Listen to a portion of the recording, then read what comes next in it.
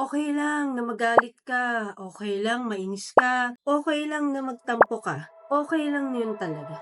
Okey lang yun na i-express mo yung galit mo kapag merong nag-betray sa'yo, may gumawa ng hindi maganda sa'yo, mainis ka kapagka meron kayong pinagkasunduan na hindi nangyari o di kaya sinadya na inisin ka talaga.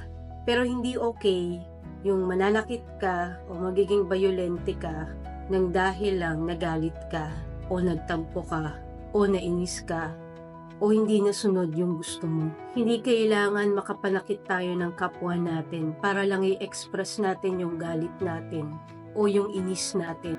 Tandaan natin, lahat nadadaan sa maayos na usapan. Hindi pwedeng daanin lahat sa init ng ulo.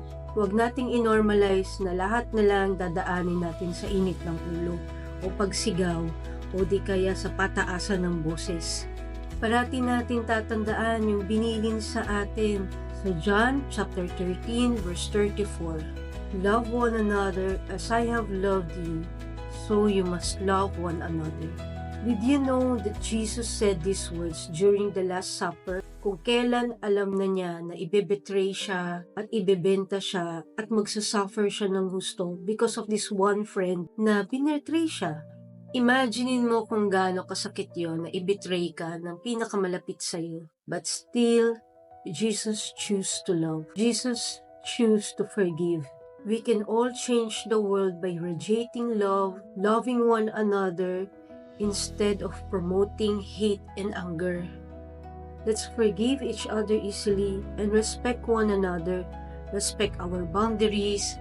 Tandaan natin, our freedom is not absolute. Our freedom ends where the freedom of others begin. Let's always understand each other's situation, be patient with each other's shortcomings. Tandaan natin, lahat naman tayo at one point or another, nakakainis rin naman tayo. Tayo rin naman, pinagpapasensyahan rin naman tayo, di ba?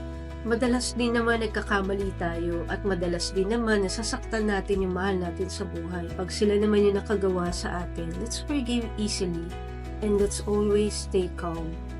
Again, if you like this video, don't forget to hit that reaction button and di bawal mag-comment. Tandaan mo yan. And also, please share this to someone who needs to hear this today. You can also save this video for later.